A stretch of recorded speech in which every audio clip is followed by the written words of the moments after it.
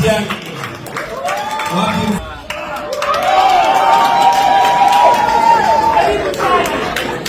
And before I sit, I would like to a special recognition for our brother Walter Nyambane, who is with us here, and of course the teams that have come from across the US and Africa to come and support us.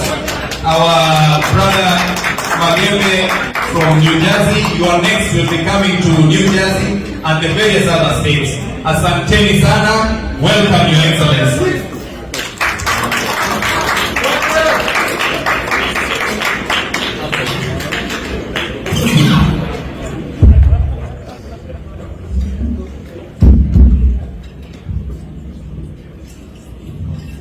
Good evening. I hope it works. Tafadhali tuketi, asante sana. I was told a long time ago that the microphone is the most important tool of a politician. So if it doesn't work for you, it means your career has not begun. So I hope my career begins by this microphone working.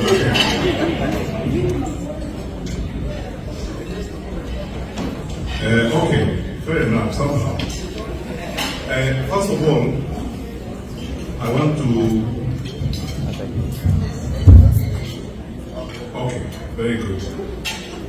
Habari zenu. Good evening. How are you today? Very happy.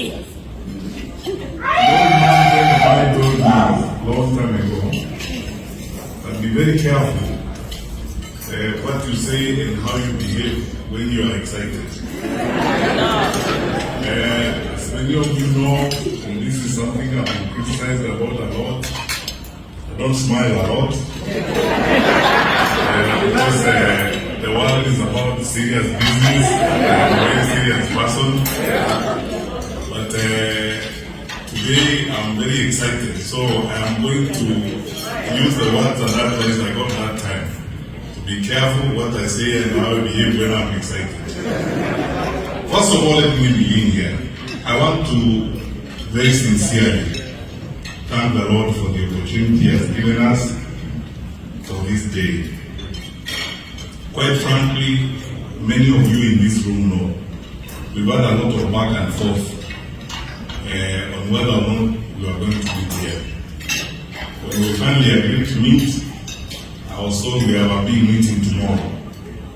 So, as you know, since I'm not given to making many speeches, I'm more on the side of doing than on the side of talking.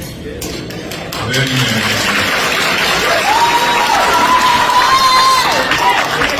I asked my brothers and friends, so what do you want me to do on Saturday evening? They said, no, on Saturday evening we're just going to have dinner, welcome you to Minnesota. Get to meet us in our usual home nature, and then from there we'll meet for a meeting the following day. So, because you said I was coming home and we were going to eat, I didn't see the need of putting on a tie, because when I eat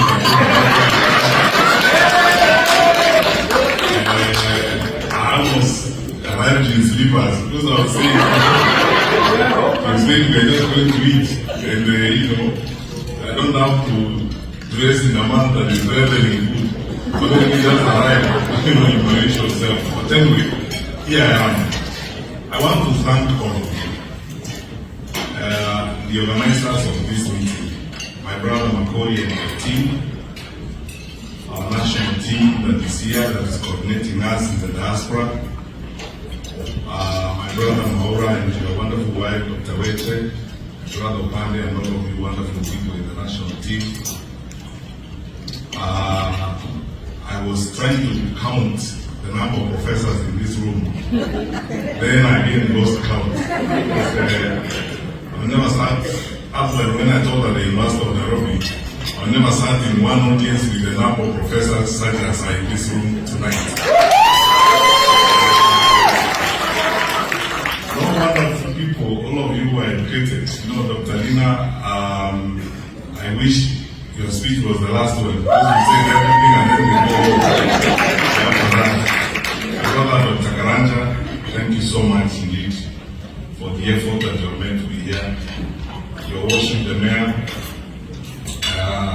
Asha, thank you for the memories of Moi Nairobi girls, and so on and so forth, and things we talk about. In this audience, there are many people that I share the story of my life with. My Sabbath school teacher was here, so don't ask me about religion any time, because you know that I actually then started going to church when I was in crowd or wrong, because you have seen my Sabbath school teacher here. My private school classmates, Professor Otiso and the rest are here. So I'm one of those people who don't think I go to order to prove that I went to school.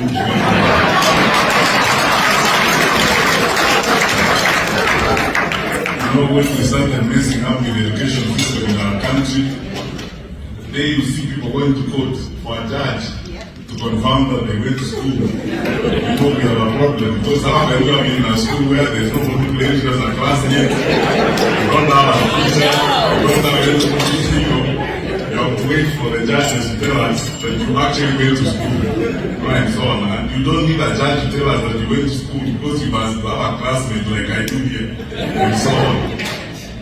So, wonderful people, many of you, some of you I grew up with in the village. We have been together since the days we were learning how to wear shoes properly, and how to wear our shorts properly, and so on. I've known some of you, we have known each other for a very long time. So I thank you, my sister, Representative Mulima.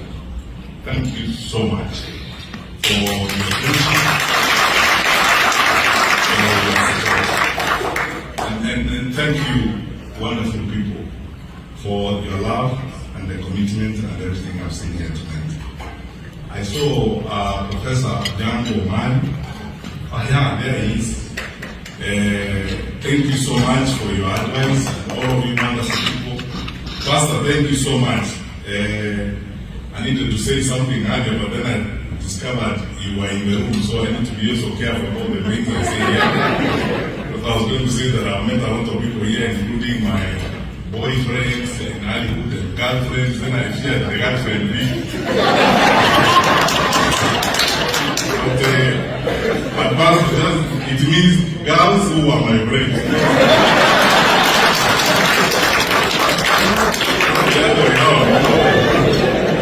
English has a problem, because he was speaking Swahili, would say wapenzi, wale wasichana ambao tulikuwa marafiki, lakini now English doesn't have that. So Pastor, you don't have a problem, and you know, by the way, because I'm going back home after this trip, I don't want to go back to the doghouse, because there's someone who might not be in the doghouse, so I don't clarify that bit about girlfriends. But anyway, Pastor, you will not need the church board.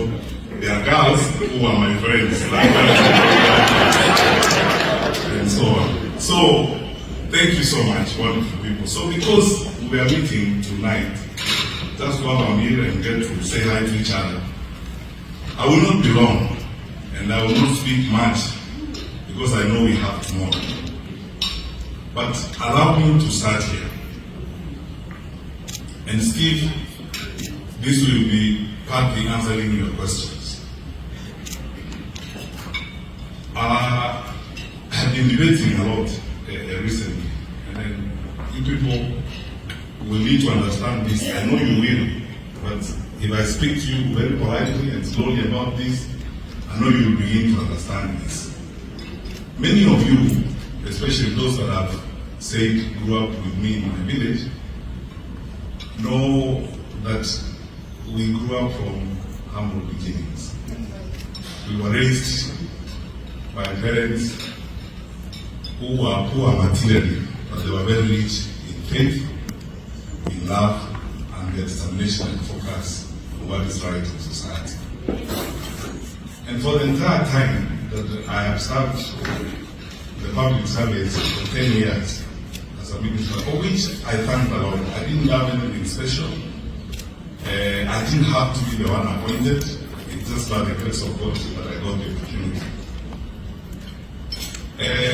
Every single day, for which I thank God and for which I'm happy, was an experience of humility and very humbling. And every time, and then recently when I started doing this, I've been telling my friends, I don't know whether people know how emotional and how humbling public service can be. Let me give you 2 examples.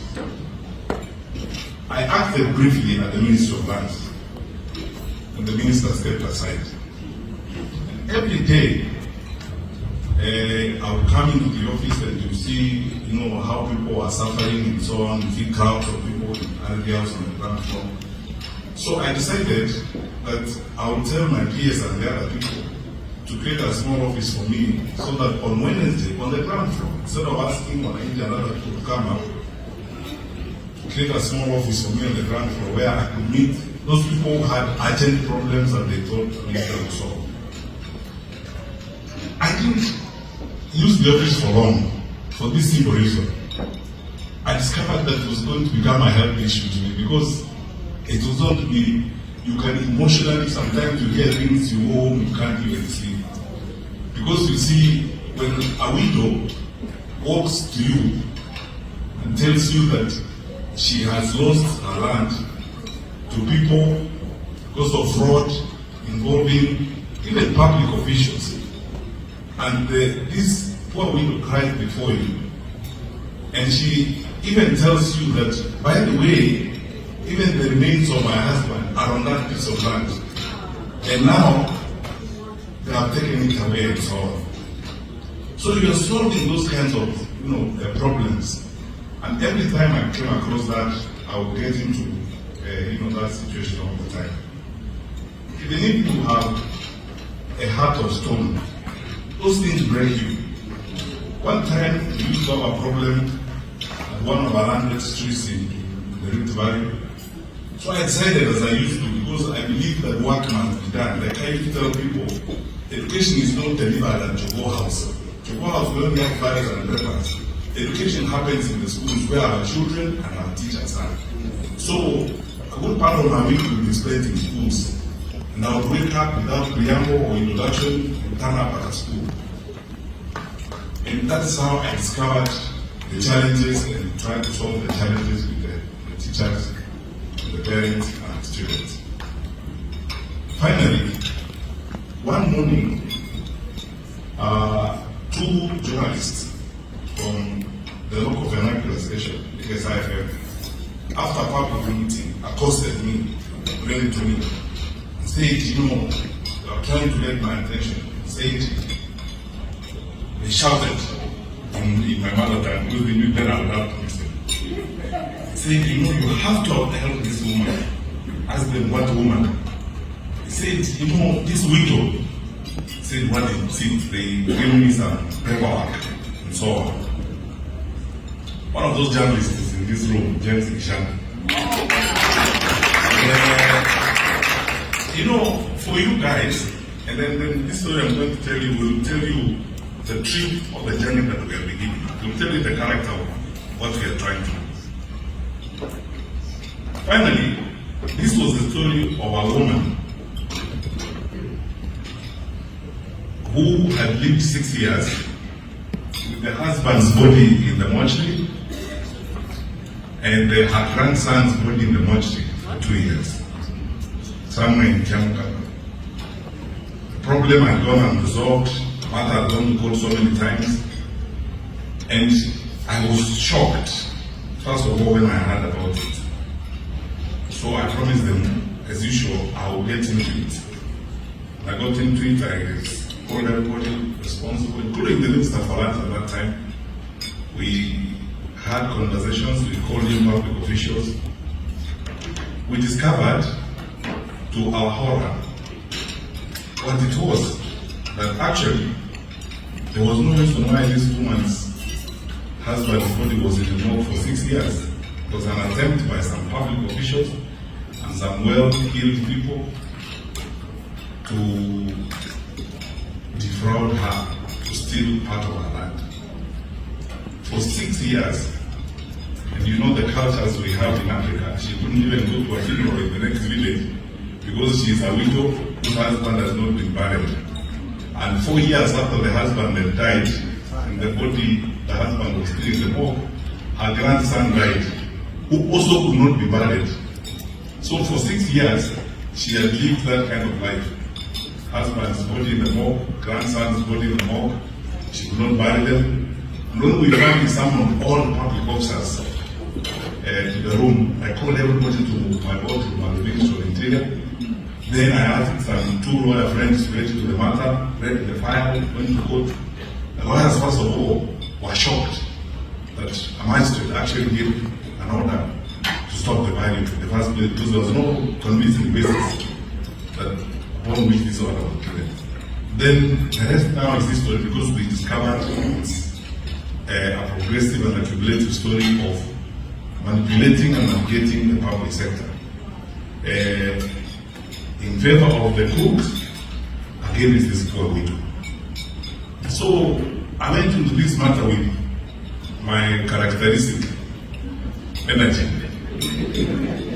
and insisted that we bury the dead husband, we bury the grandchild, and I mobilized members of the public and professionals from my district to build a brick house for this woman and a brick house for her son. And to make sure that people don't repeat this kind of nonsense again, I flew there even with the Minister for Lands to that home to show the village that this is not the way people are supposed to live. Why am I telling you this? I'm telling you because still, public service for me is actually an endless journey of eternal humility. It's a service to the people. I honestly believe in it, and I believe it from the bottom of my heart. There isn't a single day I was in public life that I didn't wake up thinking about the impact or the effect of what we are doing on the people that we are leading. So, fast forward to this moment now, and I'll speak some more about this tomorrow when we meet. My brothers and sisters, I thank all of you because I can see you here are gathered as Kenyans. And by the way, as Honorable Ntv said, I come here with greetings from the Honorable Rigathi Gachagua,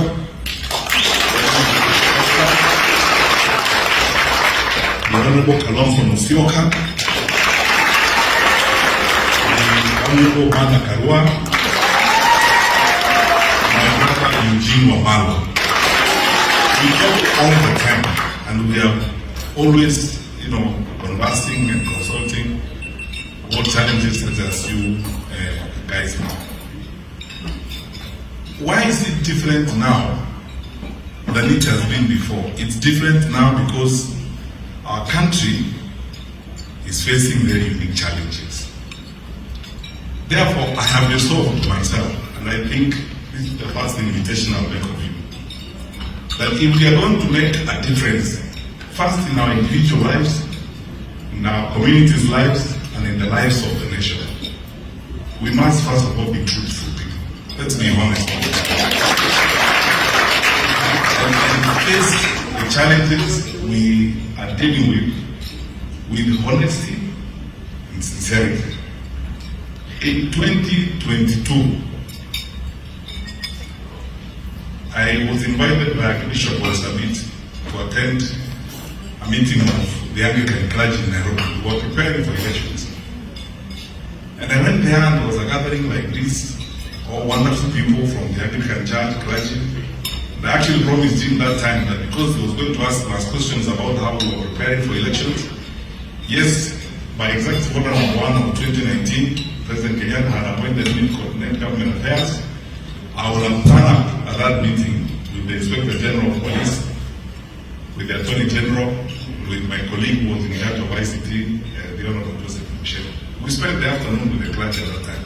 Then they fielded question after question, including about, we are being promised these things, Amambola will get X billions, Boda will give you, I don't know how many hundred billions, I don't know who, everybody. Then the clerk asked me, how come you people are not spending money like that? The process. I told him, look, there's one thing I will not do. And by the way, I want to tell you this tonight, because when we are seated in meetings like this, we should never forget that we are in the presence of God.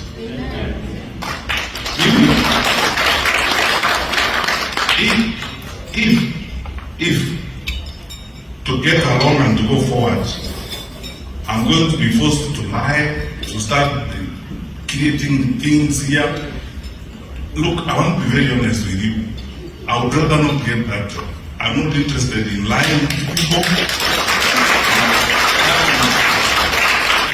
having corners and abusing people's trust, as it were. And I told the clients who are listening to me that time, those are the videos we have been seeing doing rounds around. Those of you have been cheated, this is a lie. And after the COVID pandemic, now we have a pandemic of lies because of the elections. Now outbreak of lies, everybody, people are just moving around the country lying, telling you things they think you need to hear.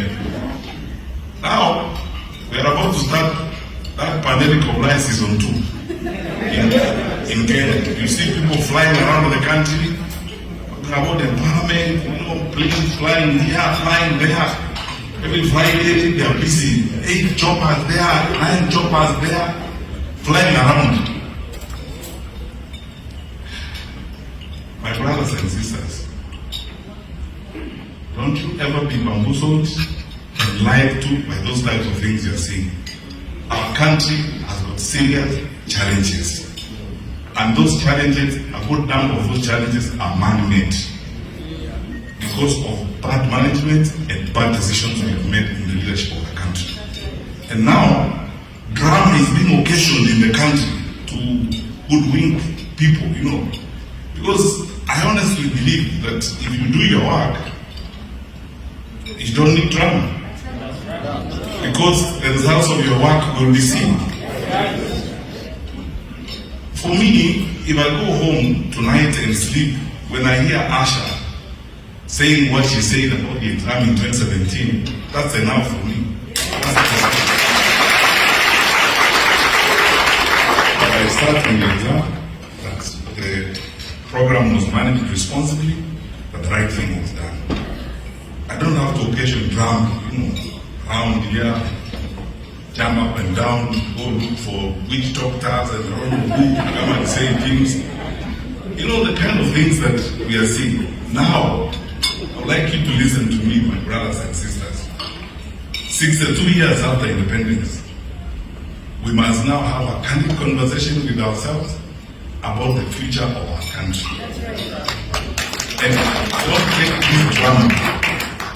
Let us make the right decisions for the sake of our country. Because God will hold us responsible. Our children and our children's children will hold us responsible. What did we do at a time when we saw clearly things were going wrong? What did we do? Did we also disappear in that drama? Got excited about that kind of drama, being told things. I said when I was in DMV the other day that all of you people who are here, who are looking at me, nothing speaks much more eloquently about Kenya and the capacity we have as a country than all of you looking at me tonight. They look at you. You went to school in Kenya, you were educated. Then you dared to go abroad. You came here, worked hard, and as I said, I lost count of the number of professors in this room. So how is it then that with that level of exposure and with that level of awareness, we are seeing the things we are seeing in our country? Where now we are debating about reducing money for schools. Who does that when you want to develop your country and education is our gold mine? Because skills development is what we need. By the time we were leaving office in 2022, we had gotten capitation to 22,600. Now it's being reduced to 16,000, and it's not even going to schools. I was reading the General's report last night, and these are the things which you, as I told you, public service has got its own challenges. I can confess to you, if you are a conscientious leader, someone who thinks about the lives of the people you lead, someone who genuinely thinks about the welfare of the people you interact with, I'll be very frank with you. There's some things you come across and you don't know how to deal with them. You feel so pained. How can we import rice, 500,000 metric tons, and where rice farmers? I mean, how? We have closed sugar factories.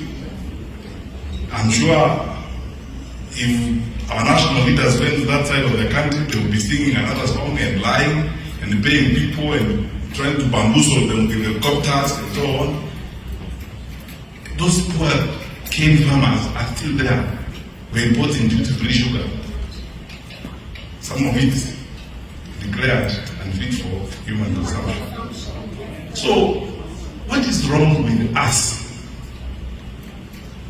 The challenge I have for you tonight, my brothers and sisters, as we go forward. Many of you in this room are believers. Our country has been given to us as stewards. We will account to the Lord what we did with the country He gave us. When we had an opportunity to listen to these stories, as I said, too much drama. That's why, personally, I have to confess to you, I am on the side of doing. I would rather people worry about the impact of my work than worry about the speeches I make and the drama I occasion when I arrive in a town. How I talk, life comes to a standstill, and so on, and people must now, bow to me and so on, and beg me and tell me things that are silly. I don't like hearing those things like, oh, you are great here. There's nobody who's us here. We are here to solve problems. And that's why I said, and this will remain my mantra, I'm coming to you and I'll speak even in greater granular detail tomorrow to ask you that by the grace of God, when we get to that point, I will ask for your vote, but also hold me to account.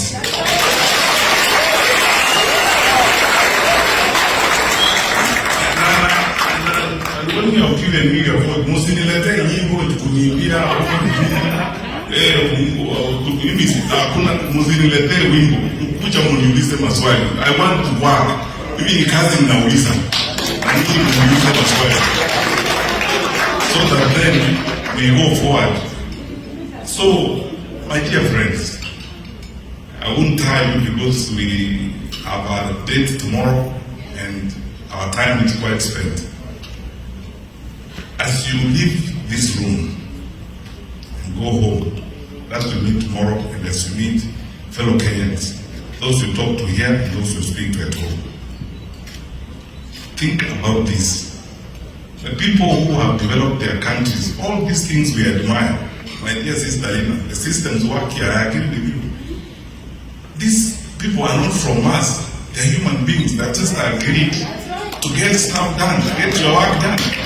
So, they're not from us. Just they know 2 and 2 is 4. That's all. They will not import rice when the rice farmers have rice in their stores. They know our low level of political accountability is worrying. And look, as one politician in this country said, don't agonize, organize. So, let's not agonize. Let's not spend all our time describing our problems. Let's spend a lot of it looking for solutions and organizing ourselves on how we are going to move forward. I never end any remarks these days without saying this. Like you, I have incredible faith in my country. There is nothing wrong with Kenya. Our country is great and God has blessed us with a wonderful country. As I have proved before in public service, even here from this podium, I can give you names of over 50 public servants I worked with before. Because when I arrived in any department, I asked people, first of all, I asked my boss, the president, because you are the one who has asked for votes from Kenyans, so the covenant is between you and Kenyans. I am your program officer. What do you want me to do when I get there? He tells me, like in the case of the Minister of Education, this thing about examination cheating is going to destroy us as a country. We have a problem with planning content, figure out how we can resolve the problem, and so on. So I tell him, boss, mimi ni mtu wa kazi, tomorrow tumeanza. And every time you go there, you meet wonderful people.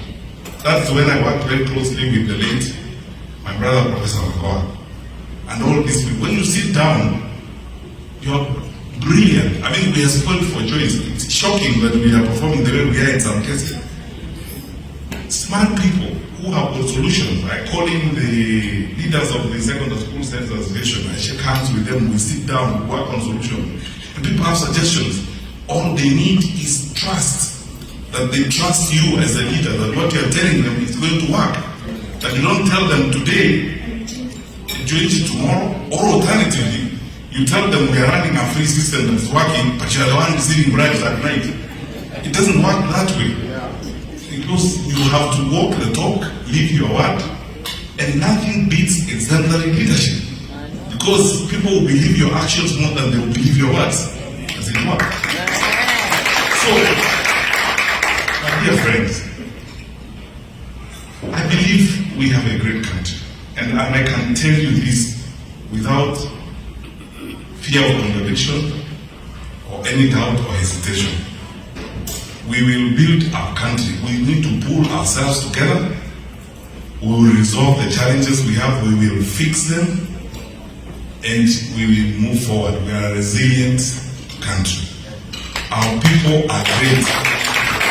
I can give you numerous examples. I was the Minister for Security during COVID. And during COVID-19, it's incredible what I saw, the spirit of the Kenyan people. The Kenyan stational manufacturers, there's a woman called Phyllis Wakiaga, if you know her, fantastic lady, CEO. Kenyan business people donated a water tank for every police station without anybody paying them. And they told me, Minister, we will take the water tanks and so that our police officers can wash their hands. I went to a roadblock at night in the moon, somewhere there at 1 a.m. to figure out, because that's one of our major routes of movement, so that we're dealing with the spread of infection. And I discovered that a businessman had agreed to supply our police officers on that roadblock with bread. But every morning dutifully, that businessman was sending his van with bread to those police officers. And the women around that Nur area had come together and agreed to make tea for those police officers. In Katani, somewhere in Eastern Province, I went to a roadblock. I spent a Sunday afternoon with some women who really touched my heart. These women had come together and they had decided they would cook for the police officers on that roadblock. And they were beautifully putting Munga together, cooking for them. One of them, the leader, is a lawyer. That's the spirit of Kenya. That's the Kenya I know. That's why wonderful people as you go away from here tonight. Please, if you forget everything I've said, don't forget this. We are better than what I'm saying. We are better people. We have better people than the management I'm seeing of our country. Where thugs carrying weapons are moving side by side with uniformed police officers. We are better people than that. We are a better country. In fact, for us, 62 years after independence, we are a better and decent country. Those are things that are not descriptive of Kenya. Kenya is better than that. And make no mistake, that is not our destiny. That very lowly behavior, that very crazy conduct, doesn't speak about Kenya. It's just a group of individuals who believe that they would hold on to power through crude mechanisms like those. But we are majority and we are better people. We will say no and we will and move forward and build a strong country. We are better off together. So let's pull together and work as Kenyans. We enjoy being together one with another. I mean, I love all these guys who are seated here for the several hours I've spent here with Dr. Karanja, for example. I've learned a lot. We have even schemed a number of things. I have learned a lot from Maura since we started working together and his wife, Dr. Weche, about how we need to now reorganize ourselves, our ideas and messaging and working together. There are so many people in this country. I was the other day talking with Professor Ogola and so on, who have got brilliant ideas on what we can do about our country. A while ago, last week, I was having breakfast with some friends of mine, like Ahmed Ali and so on. Serious guys, and scheming how we can campaign for one of us Kenyans to get a senior job somewhere in some international organization here. You see, that is who we are. That is who we are as a people. You know, we look out for each other. We are together, and we should never, ever, ever accept to be divided, because bad leaders thrive when people are divided. So that they tell you, you know, this is ni Wakikuyu, sijui hawa ni akina nani. That primitive life of saying, oh, sasa hawa ndio kabila hili nataka kusumbua serikali. Hakuna mtu anataka kusumbua serikali. Shida yenu and your weaknesses and your incompetence ndio inasumbua serikali. And that one has not tried. Because incompetence is incompetent. Incompetence has no tribe. You can't say, what's the tribal background of incompetence? It's incompetent. What's the tribal background of criminal conduct? That is it. There's no tribal background. You can't say, oh, sasa unajua ni hawa Somali unajua. There is no group who do things that way. 62 years after independence. We are one country and we're going to be one country. And my brothers and sisters, let me tell you this.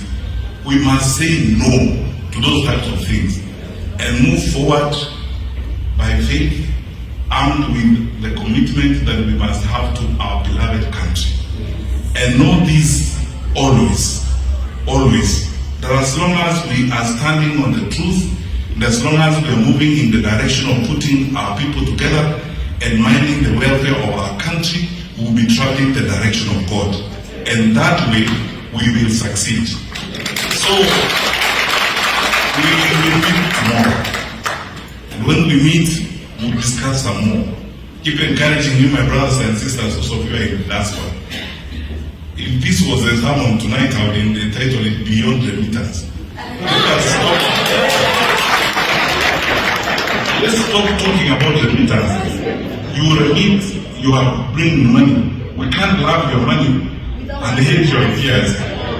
So, I am one of those advocates, and I've discussed this with my colleagues, Rigathi Gachagua, and Honorable Kalonzo Musyoka, and Mother Karu, and the others.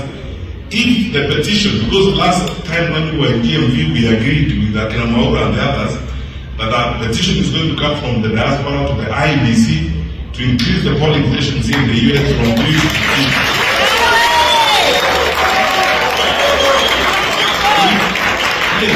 So that you cannot remit money and then you don't have a vote. Yes. Yeah. So mpige kura. And then you know the acid test is also coming. Personally, I have said openly. Now I don't think it's something I need to hide. But the party I'm going to run on, when we settle down with my colleagues and I agree, I'm going to make it a condition that of the names we will present for on the nomination list, there must be people from the diaspora.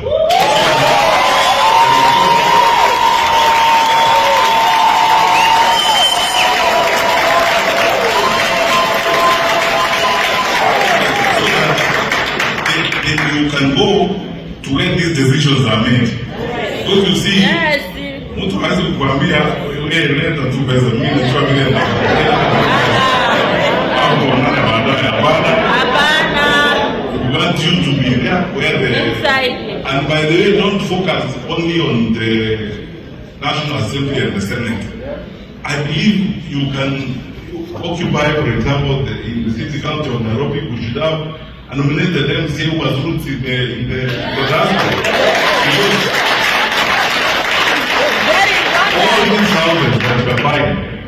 All these houses that you are buying them where? They're not in air, you're buying them in Nairobi. And all these, these houses you people are putting money, you're buying them in Nairobi. So somebody should sit there when the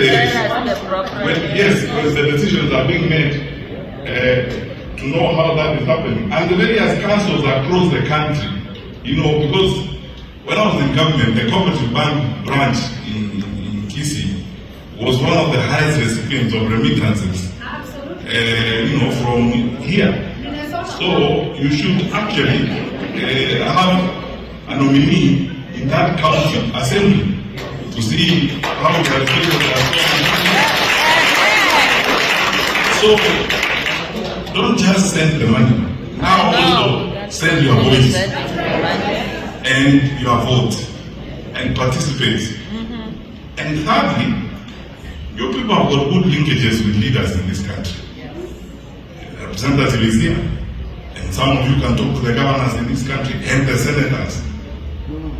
My dream is, the way I've seen other countries are ratcheting up their costs, you too should ask questions of the representative institutions of this country. Because diplomatic relations are between people and people. The leaders only chaperone those diplomatic relations. So, if the US government has a security compact with the Kenyan government, it is pure and legitimate for you in the diaspora to ask the Senate Foreign Relations Committee here whether the resources and the support that is coming through that relationship is being used to kill Kenyan citizens. So that these issues are addressed and they are understood. So that we don't always be unajua kuwa waangwana bila kuuliza swali haiwezi kutusaidia sisi kama naonekana. Wakati huu uungwana ni kuuliza swali. Ask a relevant question. Hiyo ndio kuwa muungwana. Muungwana si kukaa hapa tu na kuendelea hapana. Kuendelea sasa lazima kuuliza swali. Sasa mimi nawaomba tafadhali.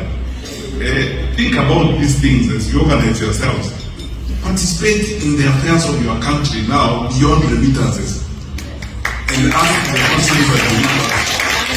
And then you, by the time a guy leaves Machakos and gets here to even know where the Senate Foreign Relations Committee sits, I mean, you guys know already. You can just put together a petition, go to the senator, and let this matter go there and ask the question, what is going on in my country? You have a relationship. Where is these resources going? You are giving. You know what is happening with them. That is how you help your brothers and sisters back home as we go forward. So my feeling is that now we focus on the future and we remain focused on improving our lives. So my brothers and sisters, do not lose hope. Some of those challenges that are happening are momentary. They are for now. We will overcome them. And if we pull together and work together as we are saying, we will obviously improve the lives of our children. We will fix the challenges we are seeing in the education system right now. We will fix the challenges we are seeing in the administration of the country and clean up the country and have a better country as we move forward. I believe we are better people than this and our better days are ahead.